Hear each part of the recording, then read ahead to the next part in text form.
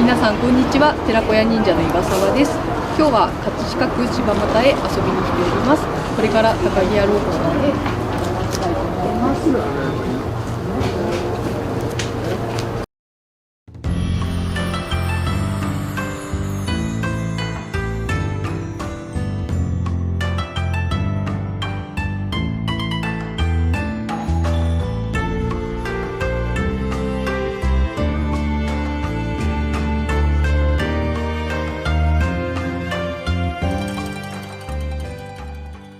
はい、皆さんこんにちは、寺子屋忍者の岩沢です。今日はこちらの、葛飾区柴又にあります高木屋老舗さんへお邪魔しております。これから7代目の石川郁夫さんへインタビューさせていただきます。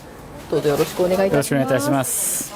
早速こちらのお店の成り立ちを教えていただいてもよろしいですか。はい、当店は大釈天というお寺がありまして、そこに参拝に来るお客様相手に草団子をお出しするところが始まったと聞いております。7代目になられるので、じゃあ初代がここに参道ができた時にお店を出されてっていうような形になられる。分かっているので今7代目と聞いているので、実を言うと創業も明治元年ということにさせていただいているんですけれども、その前から実を言うと農業をやりながら、大釈天って60日に一度更新という縁日があるんですけれども、その時だけ最初は農業をやりながらお店を出すという形をとってて、それがやっぱりお客様がたくさん来るからこういう形になったと聞いております。ですね、更新の日って徹夜してなきゃいけないんですよ。更新の日に眠ると人間の体にいる三子の虫っていうのが飛び出して天帝様に日頃の悪事を伝えるから、その日は起きてなきゃ、悪事伝えられると自分は短くされちゃうらしいんですよ。だからその日は起きて、虫が出るのを見張らなきゃいけないというそんなやつがございまして、更新の日たんびに、こういうところに来て旦那衆っていうんですかねは夜通し遊んでるというような、そういう行事だったとは聞いております。そうなんですね、はい、今はもうその行事自体はなくなった。私が子供の頃ぐらいはまだ更新の日はすごくやっぱ人がいらっしゃってたんですけども、やっぱだんだんね、やっぱりそういう信心深いお客様も減ってきたので、廃れてきているというか、やっぱお客様減ってますね。これからちょっと我々も PR して更新の日にもう少し人を戻すようにやっていこうかという話はしておるところです。今7代目になられて、今お父様と一緒に高木屋老舗さんの方をされてるかと思うんですけれども、何か苦労されたこととか、ちょっとコロナとかでやっぱりね、この辺りも結構観光地なので影響あったかと思うんですけれども、何かあれば教えていただけますか。そうですね、実はね、数年前から事業承継の話でちょっと出ていたんですけれども、やっぱり私が以前所属してた青年会議所という組織が終わってから考えようねっていう話でちょっと徐々にやってたんですけれども、終わった途端にコロナになってしまいまして、ちょっとやっぱね、売り上げというのが減ってしまって、ちょっとそれどころじゃないよね、今とりあえずそこは後にして売り上げをね戻す方が先だよねっていう話をしているところですね。あとやっぱりまだ実はね、しなくてよかったなっていうのがあって、やっぱ私も数年前までいろいろ今と考えが違って、実はすごく改革派というか変えていきたかったんですよ。製菓学校に通ってたこともあったので、今のものよりもちょっとやっぱ流行りのものを使っていろんなものを作っていこうかなというのが思ってたんですけれども、でもこの青年会議所という組織とか、別の会でもいろいろ学ばせていただいて、変えていくことはもちろん正しいことだと思うんですけども、でも今のお客様を大事にするっていうことは、今のお客様は今のうちが好きだから来ていらっしゃってるので、やっぱその人たちを大事にしなきゃいけないなと思いまして、そのまま残せるものは残しながら、別ラインでちょっと改革をしていく方向でいこうかなと今考えておるところです。結構青年会議所はちょうどね、石川さんと私も知り合いにならせていただいたのがその青年会議所なんですけれども、結構ね、いろいろ大量な注文とかしたりとか、飛行機に乗ってお団子を届けてとかって、なんかいろいろ全国各地回られてるかと思うんですけれども、なんかそういうエピソードみたいなのが、なんか面白いエピソードとかちょっと持っていくだけでもかなり大変そうだと思うんですけど。そうですね、実は現役の頃はなるべくお断りはしてたんですよ。やっぱり自分の学ばせていただいている会で商売するのって気分良くなかったので、いえいえで、卒業した後にやっぱりまたご縁をいただいてご注文いただいて、先日ね大分のところで、全国大会というのをシニアの全国大会ですね、開かれたんですけども、そこの東京ブースとして当店の草団子を選んでいただきまして、150本の草団子パックに入れたやつですね、飛行機で持ってって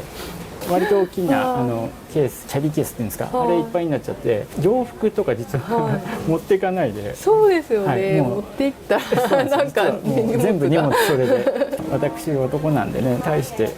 気づかれないかなと思って着替えとか適当に済ませて、すごくありがたいことだったので。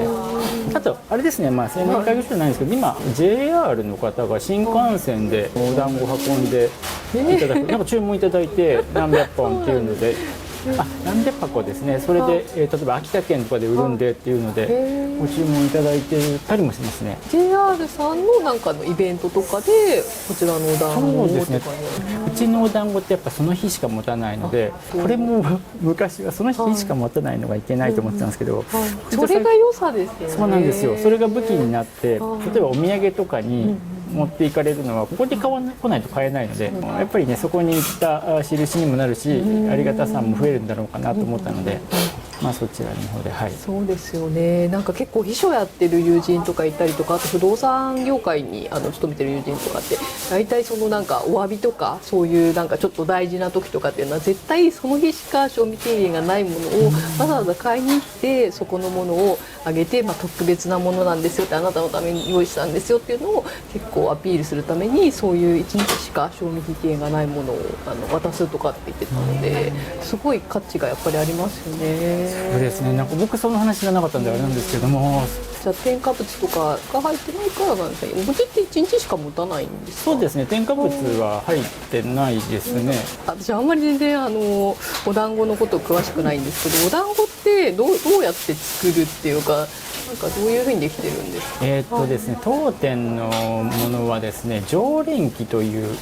ものに、ですね、蒸気が出ながら攪拌されるような機械があるんで、それでまず蒸しまして、それをつくんですよ。であとは成形というかをしてお団子になるんです。すごいお団子ってすごいだから簡単に感じるじゃないですか、つくだけなんで。シンプルですよね。そうなんですよ。でも実は和菓子の方が作りやすくて、お団子ってつかなきゃいけないんで、なるほど。お団子を例えばうちで作りたいんですけどどうしますかって言われると、ちょっと厳しいっすよねっていうのは言いますね。毎日作られているってことですね。賞味期限が1日ってことは毎日朝とかに、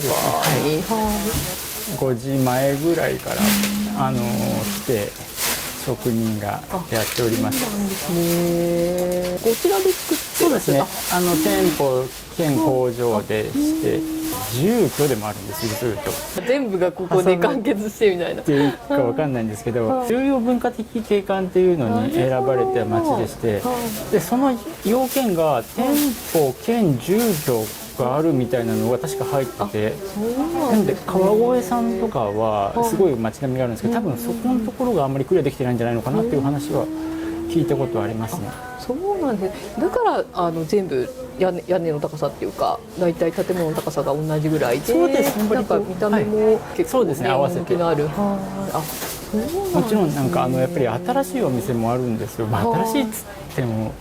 どのぐらいが新しいのか分からないんですけど、でお隣の船橋屋さんなんかも割と新しいお店なんですけども、やっぱりその街並みに合わせてちゃんと建てていただいたりして。ちなみにこちらのお店は築何年ぐらいなんですか？ですね、骨組みとかが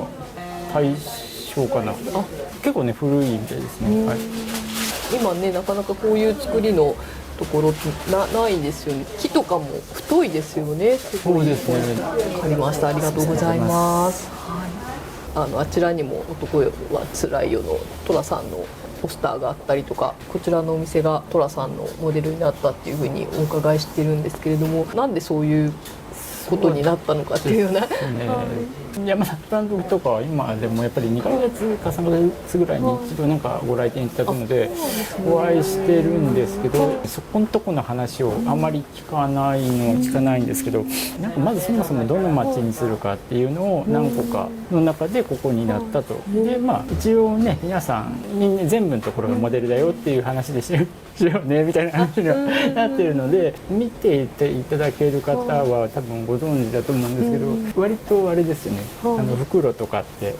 うちっぽいというか、確かにそうですね、あとメニューとかもうちっぽいんですよね実は。なのでまあ一応みんながモデルみたいな感じです。あ、そうなんですね。形で公にはホテル購入してます。なるほど、そうなんですね。雰囲気が寅さんの、ね、映画とかで見るような感じの雰囲気ですよね。そうですね。住人もそんな感じですね。やっぱりそんなに高貴な方はいらっしゃらないので、みんな割と下町向きのような人が、いい感じですよね。のんびりというか。そうですね。すごくゆっくりと時間を過ごしていただけるんじゃないかなと思ってます。寅さんがなんか好きだったお団子とかって何かありますか？そうですね。韓国いらっしゃると今、まあもちろんお団子のセットは出すんですけれども、渥美さんって実は僕あんまり記憶ないんですよ。あ、そうなんですか。これが中学か高校生ぐらいの時に亡くなっちゃってたんですけど、実を言うとあんま好きじゃなかったんですよ。撮影自体がですね。これあんまり言わないようにしてるんですけど。大変ですよね、いろいろと。お店とかが全部住居の部屋とかもスタッフの方の休憩場所とかになっちゃうんで、学校から帰ってくるといる場所がないんですよ。そうですよね。全部なんか撮影で使われてるとか。なのでその撮影の時期は本当に嫌で、自分から関わるようなことはなかったですね。まあなんか一緒に写真とか撮っていただいて、小さいちょっと頭の悪そうな男の子いたら大体私ね。昭和を代表するね、寅さんシリーズといえば誰でも知ってるような感じで、あれって毎年撮影あったんですよね。じゃあ小学生ぐらいの頃毎年結構撮影で。そうですね。すごいですよね、毎年作るって。なんかやっぱり本当に子供だったので、やっぱり出て有名になってるんだよとかは全然わかんないんで、なんかまた来てるみたいな感じなんですかね。匂いが変わるんですよ、やっぱり。知らない人がいっぱい入ると人んちの匂いになっちゃうので。でもね、今やっぱ大きくなってから監督とかともお話しさせていただいて、すごくいろんなお話もしていただけるので勉強になりますし、ありがたいなと思ってます。何年か前になんかまたありましたよね。なんか寅さんのなんかね、後藤久美子さんとか出られたりとかして、あれはこちらでの撮影。この辺の使ってましたね。映画見てたらやっぱ変わるんですよ、場所が。で映画見てたら隣の大和屋さんがその場所でしたね。じゃあなんか映画ごとに結構じゃあこのお店このお店みたいな感じでいろんなところをこの参道のお店を使われたりというとですね、基本的にはセットなので前がねおせんべい屋さんみたいになってるはずなんですよ。よく見ると結構違うんですね。そうですね。なんかね、映画なんかそこまでしっかり見ずにこうなんとなく雰囲気でっていう感じでしか見てないですよ。なんかそうですね、なかなか僕の周りやっぱりチャレンジしてくれる方いっぱいいるんですけど、ちょっとやっぱり見切れないとおっしゃってますね。だいぶありますよね。何十話とかです。で50ですかね。全部入れちゃうと最新が50だったと思うので、すごい。監督は今も時々なんかいらっしゃいますね。12月末ぐらいにいらっしゃってましたね。私の住む世界に違う方なので、なんかお話聞いてもすごいなと思いますね。そうですよね。なんか面白い映画いっぱい撮られてますもんね。山根裕二監督ってすごい大御所ですよね。そうですね。最初の頃も全然何も話せないような感じで、最近やっと少しお話が緊張しないでっていうことができるようになったかなっていう。どんなお話されるんですか？街のこと多いですね。まあいろいろやっぱり残していくとはいえ変わり続けてはいるんですよ。多分一番大きな違い、柴又駅がちょっと変わっちゃったんですけど、あれのことに関しては言われましたね。そうなんですね。残してほしいみたいな感じのことですか？そうですね。こうすべきだみたいなのをご教授いただきましたね。そうなんですね。なんかね、駅とかもこの街の雰囲気とかも大事にされてるのかなと思うんですけど。そうですね。でもやっぱり古くなったものは変えないとちょっと安全上良くないという問題もあるので、そこのところとやっぱね戦いながら頑張ってますね。やっぱ残していこうという気持ちはあるので、はい。ですよね。なんか駅前のファミマさんかなとかもなんかちょっと色が普通のファミマと違って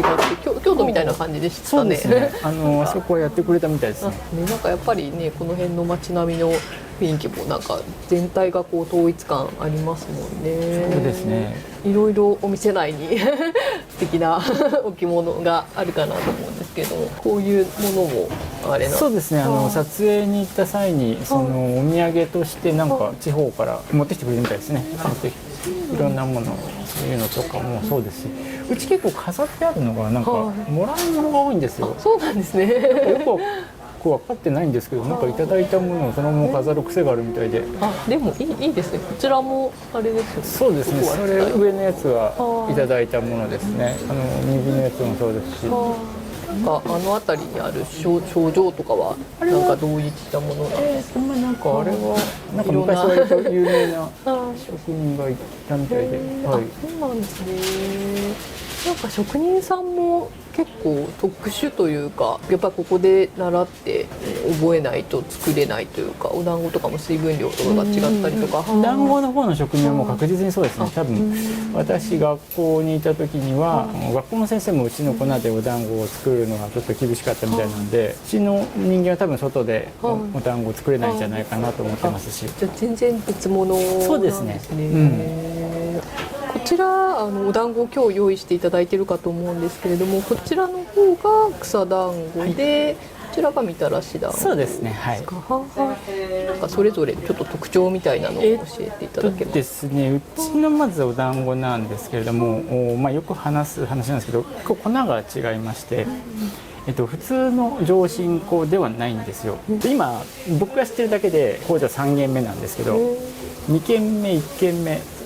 僕の知ってる1軒目は、うちの隣がお米屋さんだったんですよ昔。お好み焼きお米屋さんです。そこの人が特製でやってくれてたんですよ。そこでお米をなんか粉にしてくれてたんですけど、でそこの人がお米屋さん辞めるってなって、でいろんなところを探したんですけど、全くもって同じような粉がないっていうことに気づいて、で知り合いの材料屋さんがそのお米屋さんの機械と従業員さんを雇ってくれて、全く同じものを作ってくれたんですよ。すごいですね。でその後ちょっとその材料屋さんもちょっときつくなってきたという話になってきたので、そのお米を大きな工場に持ってって同じの作ってくれって言われて、結構半年ぐらいかなかけてできたのが今の粉でして、なのですごい探しても、そこの会社行けばね同じものくれって買えるんですけど、なかなかないものだなというのを思ってます。大きな違いは水分量が違うんで、手触りでも全然違うんですよ。分かるぐらいで、こっちの方が水分が多いんで、上新粉の俗に言われる日向臭さっていうのがなくて、臭みのなくて滑らかなお団子になってるはずですね。そうすると何が違ってくるんですか？そうですね、食感が違いますね。お団子ってコシがあるのがいいってされてるんですけど、うちのものはもう全然ないので食べやすいですね。草団子なんですけども、よもぎ、昔はねやっぱりその江戸川で摘んだよもぎを使ってるっていうのがあれだったんですけども、見られたら分かると思うんですけど、江戸川って川なんですよ。そうですよね。なんかこう坂みたいになってますよね。でやっぱりさすがにどう考えてもあそこで摘んだよもぎを使うのはやっぱりペットさんとかがいるのでちょっとおかしいという話で、今はあれですね、茨城と岩手の方に畑があって、そこからで作っていただいたのを仕入れてるような形になってます。そうなんですね。じゃあそれも細かくっていうかそうですね、ある程度の量を収穫して用意しておかなきゃいけないので、冷凍したものなので割と風味が良いのは良いんですけど、やっぱりよもぎ繊維が結構多いので、定期的にやっぱりお叱りを受けちゃいますね。繊維が異物じゃないのって言われて、でもちろん取り寄せて調べると繊維ですっていうので大丈夫なんですけど、本当ちゃんとしたの使ってるんで、粉とか使えばねもっといいんでしょうけど。これよもぎの上に乗ってるのはあんこですか？そうですね、粒あんになりますね。そうですね、あんこはですね、使っている方ねいっぱいいるのかもしれないんですけど、うち蒸気とほうきんの釜を使ってるんですよ。火とかで温めるんじゃなくて、釜となんかその外側の間にちょっと隙間があって、そこに蒸気を入れて、練ることによってふっくらとしたあんこができると、あと色合いのいいあんこができるっていう話は聞いてますね。確かになんか色が綺麗ですよね。なんか小豆色ってまさにこういう色なんですかね。こういう綺麗な色ですよね。やっぱりその2層になってるんで交渉するんですよ。で維持コストがかかって。まあでもそこはまあね、お団子のその粉とあんこのその釜だけは絶対譲らないポイントなので、なんとか頑張っていこうと思ってます。なるほど、なんかいいですね。昔からじゃあ味は変えずに何十年何百年ですかね。なんかそうですね、まあ私の知る限りはそう味変えてないですね。結構味濃いんですよ。なので、なのでやっぱりその昔ながらの味というか上品な味じゃないので、あんことかも割とその時代に逆らって割と糖度が高いあんこで、でもなんていうんですかね、ちょっと誤解されてる方がいらっしゃるんですけど、うちのあんこ食べて甘くないくて美味しいよねっていらっしゃる方がいるんですよ。変な風か甘味料とか使ってないから、その残らないだけなので、甘いのは甘いですし糖度が高いのは高いので、そこはあれだなとは思ってますね。そうなんですね。じゃあ私たちが感じてるなんかその甘さって糖度イコールではないってことですよね。そうですね、実はあれ言うと糖度と甘味度っていう両方があって、甘くないっておっしゃる方は多分そのちゃんとした甘さじゃなくて甘味料の後に残る甘さが普通になってるんじゃないかなと思ってるんで。そうですよね。なんか合成されたね、なんかお団子とかも多いですもんね。普通になんかきっとね、スーパーとかで買うのってお団子1日じゃないですよね。きっと賞味期限とかもね。だからすごいなって思ってますね。もちろんいろいろ入れたり入れなかったりすると思うんですけど、水が違ったりもすると思うんですけど、きっと作り方が違うのかもしれないですよね。そうですね。なんか一時期父がそういうのを研究してた時があって、やっぱりいろいろ水もチャレンジしたんですけど、途中からなんかその水使うとちょっと胸焼けする気がするとか、そういうのがあったので、普通のでこうよって話になって、だって誰も多分求めてないんで、うちのものにその革新的なそのあれをなんか、ね、逆になんか昔ながらの味の方がなんかいいですよね。こういうなんか雰囲気もあるお店ですしね。そうなんです。そちらの方で進ませていただこうかなとは思ってます。すごい素敵ですね。こちらみたらし団子の方はそうですね、こっちは塩分みたいなの割と強めで、小さい子とかがすごく好きですね。私中の喫茶で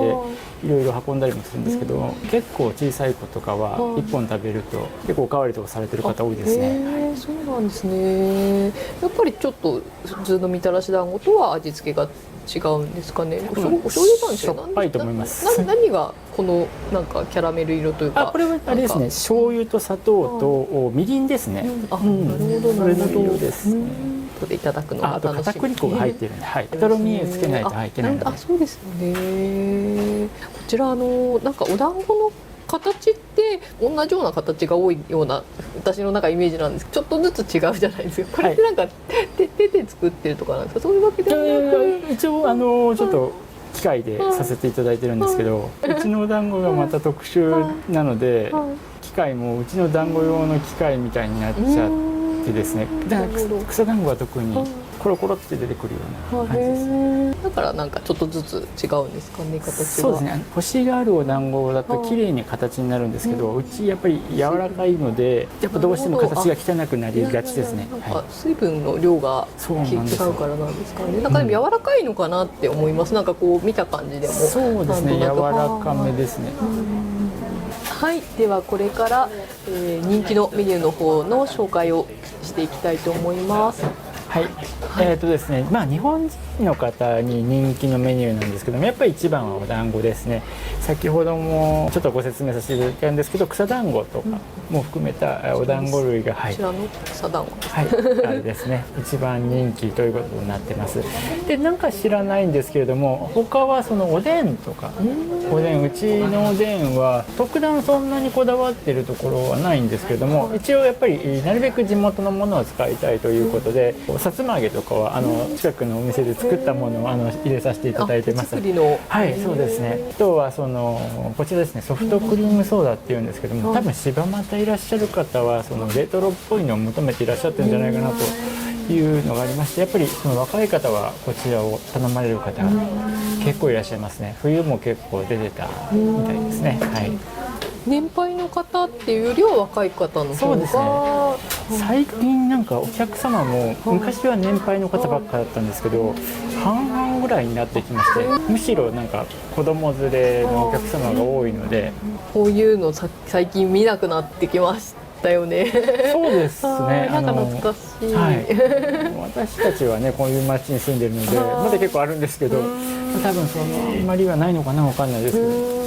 はい、着色料とか自体も結構なんか最近いろいろなんか日本はあんまり体に悪くないとかっていう感じで言われてますけど、なんか結構だいぶ減ってきた感じしますよね。なんかすごい鮮やかな。これもあれなんです、中のやつも柴又で作られてるそのソーダを使ってるんですよ。そのラムネ屋さんなんですけど、そのお店。あれなんか違うんですね。そうなんですよ。一個ずつ違うんですか。そうなんですよ。一個結構ね、だからそのいろんなところから多分瓶を集めてきてでやられてるんでしょうね。なので中身はあれなんですけれども、その瓶が全部違ったりして、まあ、環境に配慮してるのかなと思いながら、はい、ラムネもそうなんですけど、柴又ラムネっていうラムネなんですよ。で、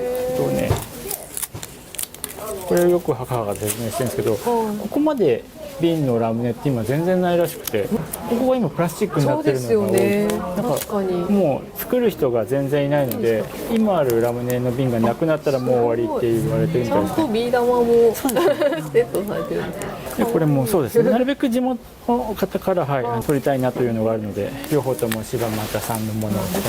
ます。そうなんですね。じゃあこちらの色がまさにそうですね。これですね。ラムネ屋さんが一緒に作ってくれてるんです。なんかそういう風にお話伺うと、なんかますますちょっとなんかこういいものっていうか、なんか飲みたくなっちゃいますよね。忘れちゃうんですけどね、その話するのいつもなんか当たり前すぎて。そうですよね。はい、なんかこれはんぺんとかもあれなんですか。これはね、地元のじゃないんですけど、ここのはんぺんじゃなきゃダメ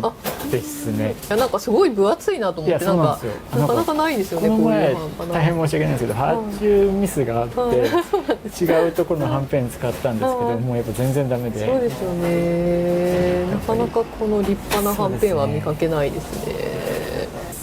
海外の方ってなんか結構お団子とか、まあ、和菓子全体的に結構苦手な方、甘いものが苦手な方とかって多いのかなっていう感じなんですけど、なんか海外の方に人気なメニューとかってありますか。海外の方大体お団子注文されますね。中だと特にですね。はい、スマホになんかそのお団子の写真があって、それを見せてこれっていう感じで。そうなんですね。なんか Google マップとかに載ってたりするんですかね。いや、もしかすると今ちょっと横のメニューを変えたんですけど、昔のそのメニューの写真を持ってきてたので、お友達かとか SNS とかで見てとかなんですかね。ここ美味しいよみたいな感じで。そうですね。じゃあこういうものを召し上がる。そうですね。お団子のセット、はい、3本のセットとか美味しいって言って召し上がってますか。コロナを前って実を言うと全然海外の方いなかったんですよ。あ、そうなんですか。そうなんですか。コロナ明けた途端に午前中は外国人しか来ないみたいな日もあったりするぐらい海外の方来るようになっちゃって。それかなんかやっぱりその葛飾区さんのやってる PR が成功したのかちょっとよくわかんないんですけど、なんか浅草とかね、あっちの方がすごい外国人の方前多かったですよね。昔は本当に1日1人もいない時とかも全然あったんですけど、今はなんか気をつけないとわかんないんですけど、海外の方多いですね。そうなんですね。見た目結構わからないですよね、アジアの方だとね。もしかしたらこれからまた増えてくるのかもしれないですよね。そうですね。なかなかその都内に住んでてもこちらの方とかってそんなにしょっちゅう来なかったりするんですけど、なんかせっかく来たのでさっき帝釈天の方はお参りさせていただいたんですけど、なんか柴又に来たらぜひここに行った方がいいですよみたいなちょっと観光スポット的なことがあれば教えていただけますか。はい、帝釈天はやっぱり、外せないと思って、やっぱりそのね全面彫刻がされているので、結構やっぱり、迫力はあるんじゃないかなと思って。でですね、これ意外と知られてないんですけども、山本亭っていうところがあるんですけど、あそこが日本庭園ランキング、詳細ランキングのなんか上位山本亭、はい、もう3位4位をずっとなんか繰り返してて、見には行かれたことはあるんですか？もちろんはい、どういう感じなんですか？落ち着く家みたいな感じ机みたいな本当そうなんです。中に入っていただいてお茶とか飲んでいただいたりもできるんですけど、結構そこでなんかいろいろやってる方いらっしゃいますね。帝釈天って食べ物なんか五穀豊穣みたいな感じでなんかそういうのを祀られてるところなんですか？なんかそういうわけではないんですかね？帝釈天って多分戦いの神様なんじゃないかなっていうのをちょっと思ってますね。はい。なんかお参りに来る人ってなんか受験とかいろいろなんかこう商売繁盛とかいろいろあるじゃん。そういうので言うと戦いなんでのでもね、何年か前は錦織さんとおしてたみたいですね。なるほど、そうですね。スポーツ選手とかがじゃあ試合とかに、なるほど。なんかこう煙をこうなんですか、なんかあるじゃないですか。あれって言われみたいなのってなんか悪いところが当てるといいって言いますよね。そうなんですね。じゃあ今日はお時間いただきました。ありがとうございました。私たちの寺子屋忍者の YouTube では国内ですとか海外の方にご覧いただいてまして、日本文化を発信していくっていうような YouTube のチャンネルになってるんですけれども、見ていただいている皆様に一言お願いいたします。そうですね、柴又はそういうなんか素晴らしいような日本文化はないんですけれども、やっぱりその昭和の頃からもっと前からですね、続くような日本文化、地域の人の文化というのが残っている町だと思いますので、興味があったらぜひいらしていただければと思います。よろしくお願いいたします。ありがとうございます。ありがとうございました。お店のここに来たらこれを食べてくださいとか何かあれば。そうですね。やっぱうちの団子類は持たないので、ぜひともね柴又に来た際には一度ご賞味いただければと思いますので、よろしくお願いいたします。今日はありがとうございました。ありがとうございました。はい、今日は高木屋老母さんへお邪魔させていただきました。皆さんいかがでしたでしょうか？この動画が気に入っていただけましたら、いいね、チャンネル登録お願いいたします。どうもありがとうございました。